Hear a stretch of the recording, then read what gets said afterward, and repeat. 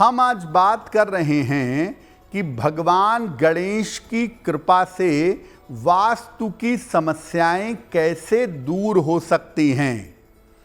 तो सबसे पहले ये जानते हैं कि गणेश जी का और वास्तु शास्त्र का संबंध क्या है। देखिए, भगवान गणेश न केवल प्रथम पूज्य हैं बल्कि विघ्न नाशक और बुद्धि प्रदाता भी हैं। भगवान गणेश की कृपा से घर के समस्त वास्तु दोषों का नाश हो सकता है, किया जा सकता है।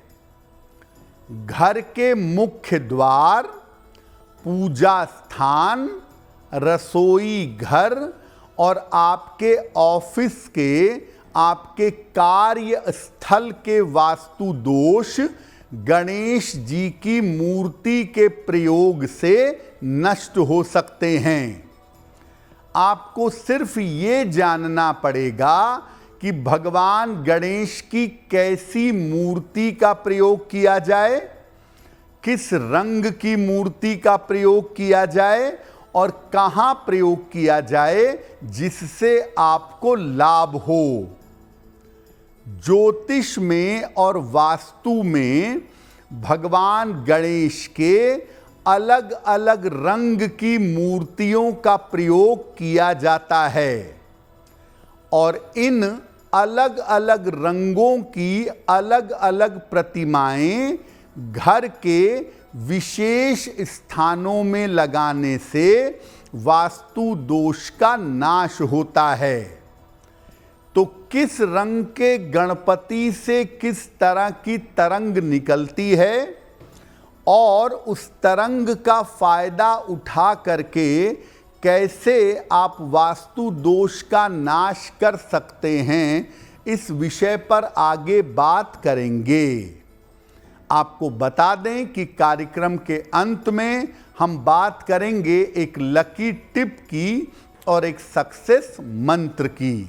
अब आप अपने घर में वास्तु दोषों को दूर करने के लिए और घर में शुभता लाने के लिए गणेश जी की अगर स्थापना करते हैं तो इसके नियम क्या हैं। पहला नियम, गणेश जी की बहुत सारी मूर्तियां अपने घर में मत रखिए। आप अपने घर में चित्र बहुत सारे लगा सकते हैं लेकिन गणेश जी की बहुत सारी मूर्तियां न रखें। पूजा स्थान पर एक साथ गणेश जी की 3 मूर्तियां कभी मत रखिए। गणेश जी की वही मूर्ति अपने घर में स्थापित करिए जिसमें उनकी सूंड बाईं तरफ हो। मूर्ति की ऊंचाई 12 अंगुल से यानी आधे फीट से ज्यादा ना हो तो बेहतर होगा। पीले रंग के गणपति सबसे ज्यादा उत्तम माने जाते हैं। पीले रंग के गणेश जी की मूर्ति हो तो सबसे ज्यादा बेहतर होगा। आप नियमित रूप से गणपति की पूजा करें और उनसे प्रार्थना करें।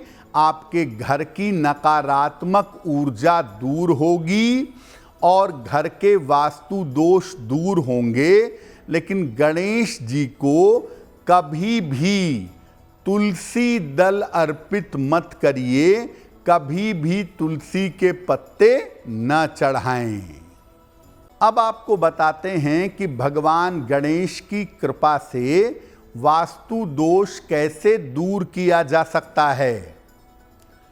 बच्चों के पढ़ने की मेज पर या बच्चों के कमरे में पीले रंग की या हल्के हरे रंग की गणेश जी की मूर्ति लगाइएगा। ढेर सारे गणेश जी की मूर्तियां एक जगह मत रखिएगा। एक स्थान पर केवल एक मूर्ति रखिएगा। अपने बेडरूम में भगवान की प्रतिमा बिल्कुल न रखें और गणेश जी की प्रतिमा बिल्कुल मत रखिएगा। घर के मुख्य द्वार पर अंदर की तरफ गणेश जी की प्रतिमा लगाएं, बाहर की तरफ भगवान गणेश की प्रतिमा न लगाएं।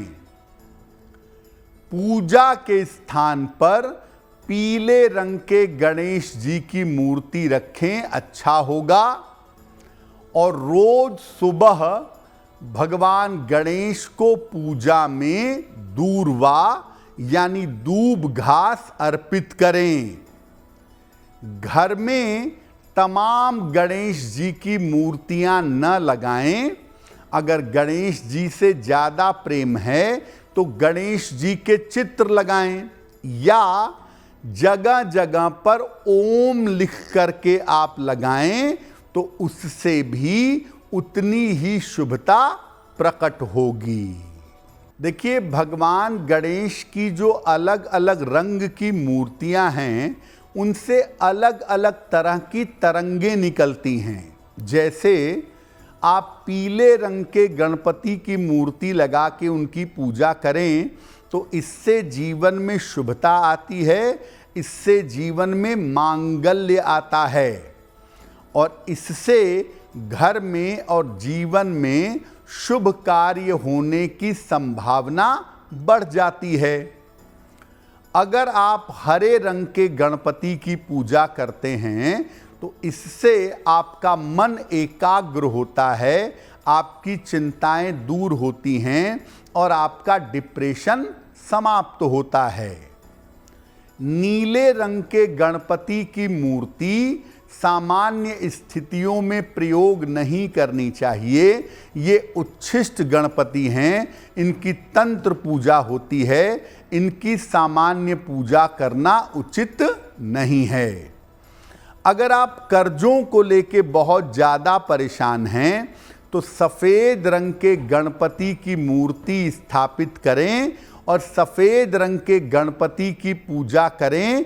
इससे आप कर्जों से जल्दी छुटकारा पा सकेंगे और गणपति से हर तरह की कृपा मिले, हर बाधा दूर हो। लाल रंग के गणपति की पूजा करने से हर तरह की मुश्किल, हर तरह की बाधा दूर हो जाती है। अगर आप मुझसे जुड़ करके अपनी समस्याओं का समाधान चाहते हैं और चाहते हैं कि आपकी समस्याओं को ज्योतिष के माध्यम से सुलझाया जाए तो आप हमसे संपर्क कर सकते हैं, जुड़ सकते हैं एस्ट्रो तक पर।